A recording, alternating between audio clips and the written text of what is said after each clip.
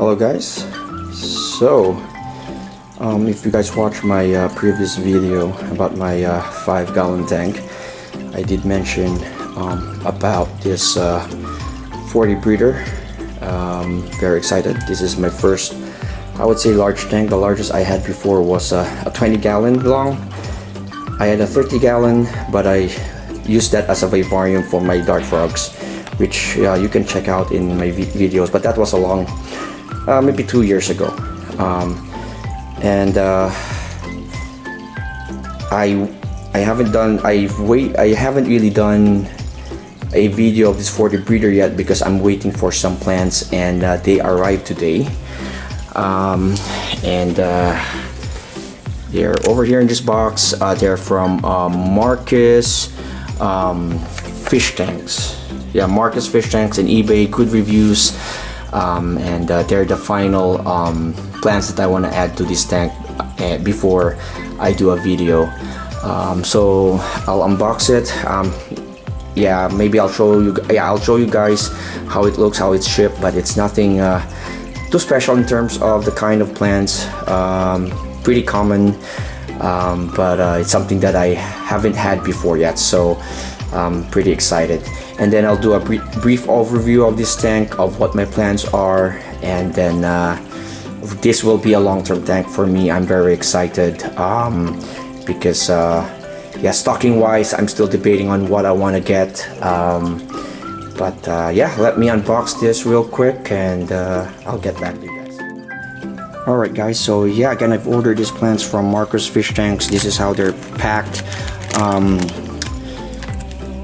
Yeah, I'll open them, and yeah, I just want to let you guys see how he's packaged them. So far they look good. Again, these are plants that I've never had, or never had before, so kind of really excited. Yeah, so let me unpack them.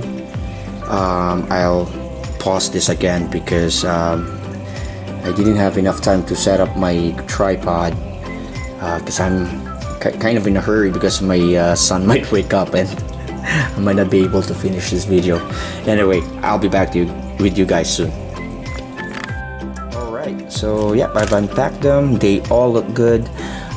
So we'll start with this. This is the Cryptocorn Parva. I love crypts. I've had the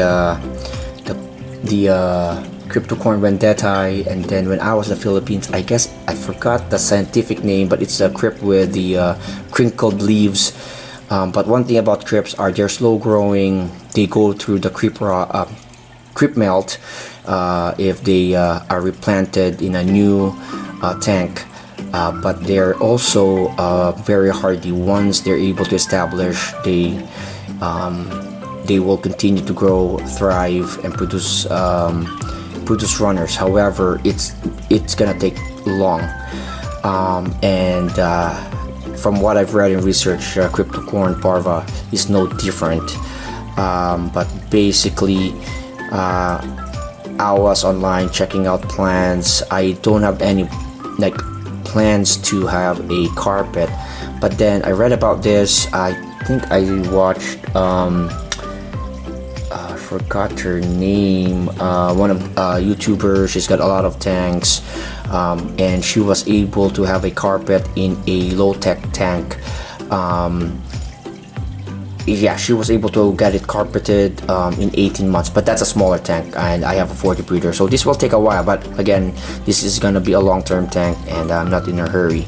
But definitely this is small, and I might be able to get several plants out of here and just spread them out all throughout the tank. The next plant is this Hornworth Hornwort. Pretty common plant. This one I'll be placing in my 5-gallon tank as a floating plant.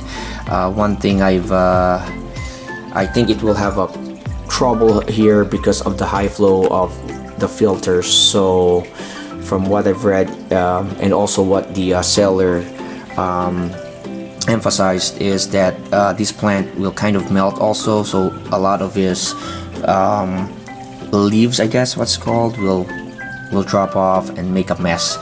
And if it's in a in this one with a high flow, it might just be a bad idea. And I also want this hornwort for the cherry shrimps, and eventually I want to set up a pond, so this is gonna be a good floating plant, help with algae, and also other projects. So I'm very excited about this. I have one of floating plants I've tried before, duckweed, which is really good. However, it's very annoying. It's a nuisance now for me. My son's crying now, but he'll be fine. Anyway, yeah, it's a nuisance. The other is the water sprite, which is very good also. However, in a flowing tank, it kind of it's having it gets a difficult time maintaining its form, so it becomes a mess also. So with the videos and pictures I've seen online about the hornwort, they look better even though they're just floating. And then the other is the red tiger lotus. Well, of course it's not a lotus, it's a water lily. This one looks really good. It's got a bulb. I was only expecting a bulb because that's what most sellers online do, but this has leaves, so this is perfect. So check out Marcus Fish Tanks. I think this is the second time I've ordered from them, but this is really a really nice specimen. And it's got leaves already, so basically just plant it and you know, just wait for a little bit. This is one of my dream plants. They look really good, and if this is really a red tiger lotus, then it will be red. I've had the dwarf lily before, and I think that is a hardy lily, which means it goes through dormancy. So in my previous 20-gallon tank, I have the dwarf water lily. It died off. I thought it's gone, and then spring and summer came, and it came back to life. Like all of a sudden I saw a lily popping up. So I don't think this one is a hardy lily, so it will be alive, or it won't go through dormancy as long as I'm able to maintain like maybe a 70 to 75 Fahrenheit temperature. So what I'll do now is I'll plant it in the tank. Of course the hornwort goes there. I'll show you guys, and then I'll just give a brief overview about this tank, and then I'll maybe in 3 or 5 months I will do a review about all the stuff that I got from the stand, the filter, and the light. So yeah, I'll get back to you guys. Alright, so yeah, I've already planted the new plants, and yeah, I'll talk a little bit about the plants, the tank itself, what my plan is, what the setup is, and some of the equipment that I've used. But yeah, let's start with the plants. So yeah, so this is the red tiger lotus. From what I've read, you don't want to bury the bulb too much because it might rot. So, but it's floating, so it's good that the lead weight from the hornwort can easily be removed, and I put it on the on this plant itself. I'm really excited about this because my plan is I will let this grow and it's naturally red, and then I will have the green background from the water wisteria. And yeah, I've watched a lot of videos, a lot of read about it online, and they grow really big also, the water wisteria, and they'll give that nice contrast of green and then the red of the red tiger lotus.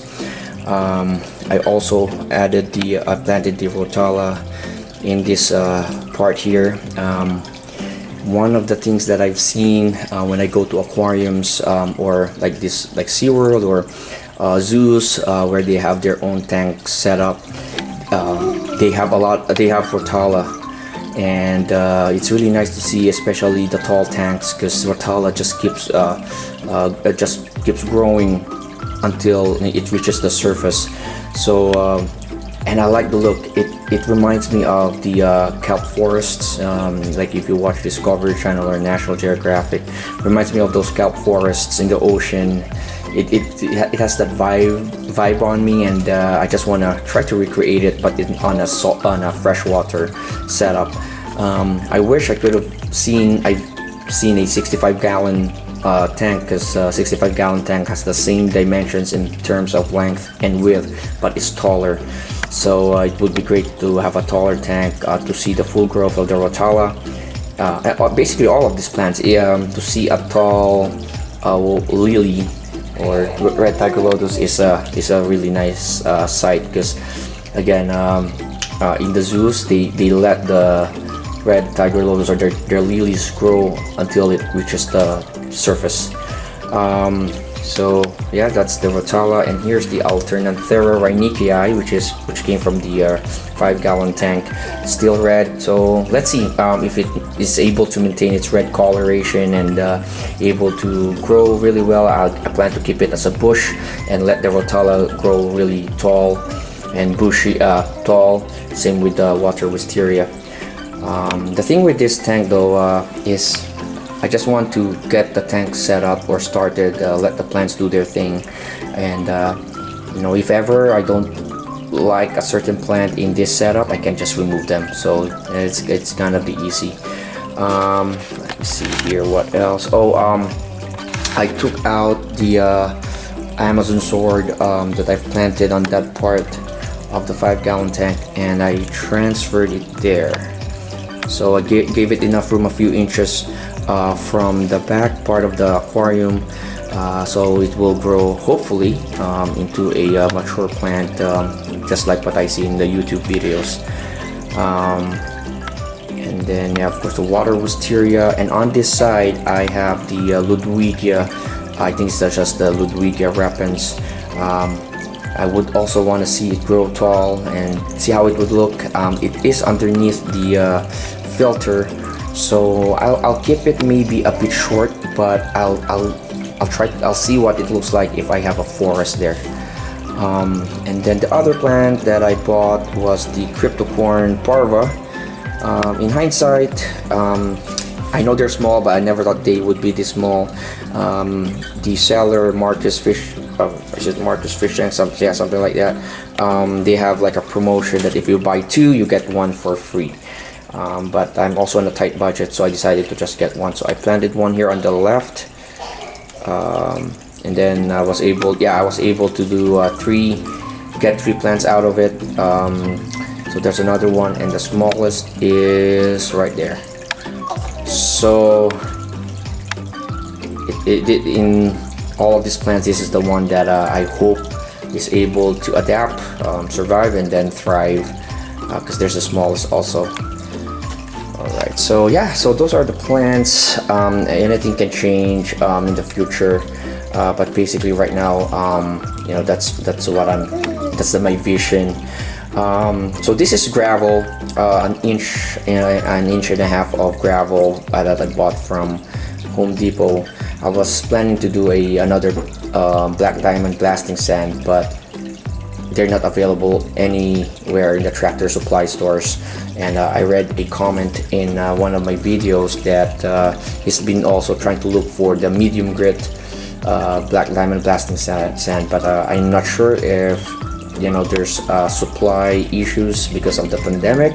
Because in the website, if you go to Tractor Supply website, in the reviews, there's just a lot of people have used that as a aquarium substrate. So maybe it became popular that people also that's into aquariums bought a lot. So what I did is just an inch of gravel from Home Depot, really cheap. These are river pebbles, rinse it really well, and underneath it is a organic compost that I bought from the nursery. So this is a dirted tank, about an inch of that, and then an inch and a half of gravel to cap it. One thing about the compost I bought, it says organic. I don't want to try the Miracle Grow again, although so far in my 5-gallon tank, it's doing well, but that's the problem. I'm not sure if there's any additives that could have caused the death of the other shrimps that I bought. So we'll never know. It might not even cause that, but that's a thing when you put something with additives and it's not organic, there's chances that it might bring something to your tank that, you know, might kill your fish or shrimp. But anyway, I'm in this tank here. Yeah, so it's compost, it's organic, but I will maybe wait another 3 to 5 months, just like what I did with the 5-gallon tank, before I actually add fish. As you can see, there's already bladder snails or pond snails. So that's from the 5-gallon tank. I collected a lot. Oh, there. So I'm feeding them also. So they would help in getting the tank cycled.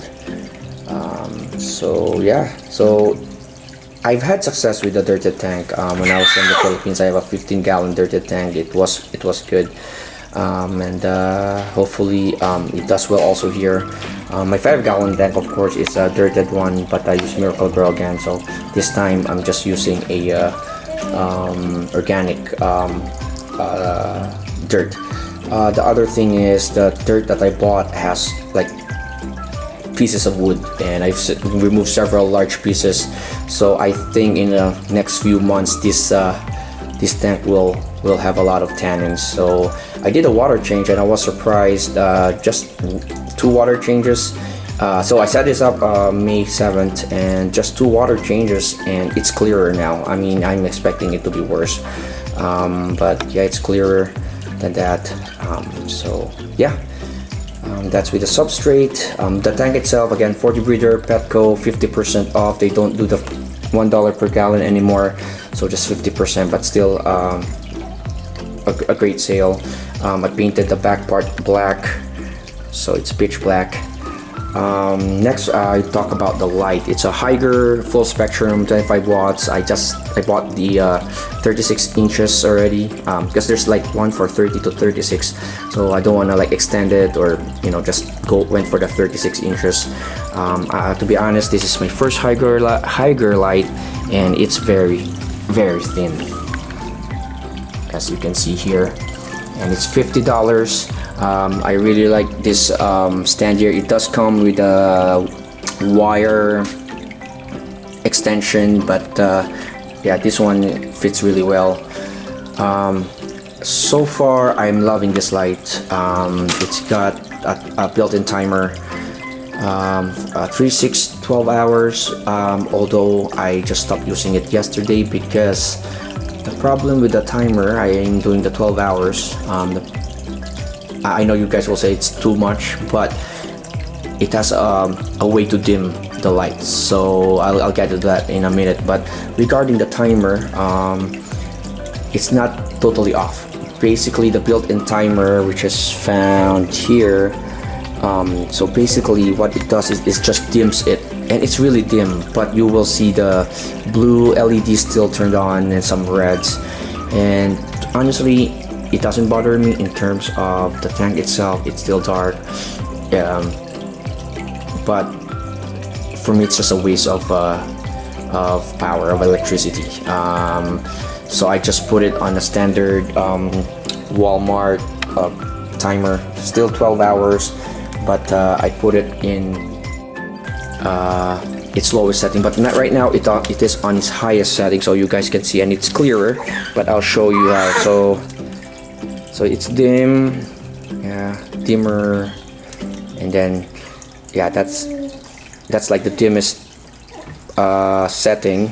And then I count 1, then 2, 3, and the 4th is the brightest. However, I don't know why you go through 3 more clicks before it totally darkens. But again, as you can see here, it's still on.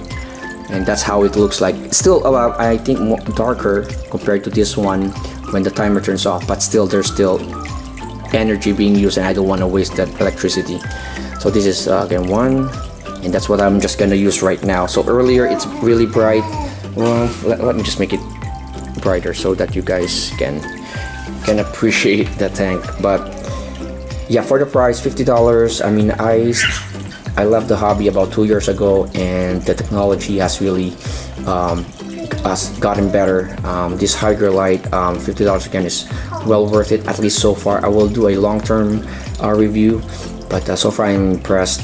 The only thing that maybe a little nitpicking here is that when you use the timer, it doesn't totally turn off. Some LED lights are still turned on, but I don't think it will affect the fish because it's pretty dark.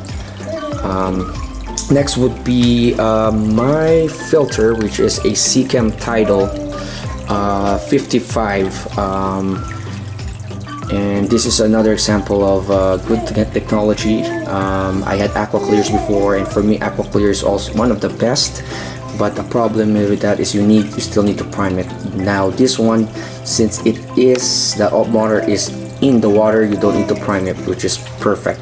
The other thing is they really thought really well about this filter. If you go on in YouTube, there's a lot of reviews, but basically it has a surface skimmer there, but that I will cover with filter floss or with filter sponge, because I will plan to put some strips in here. Pardon, my son's right behind me, is asking for me to carry him.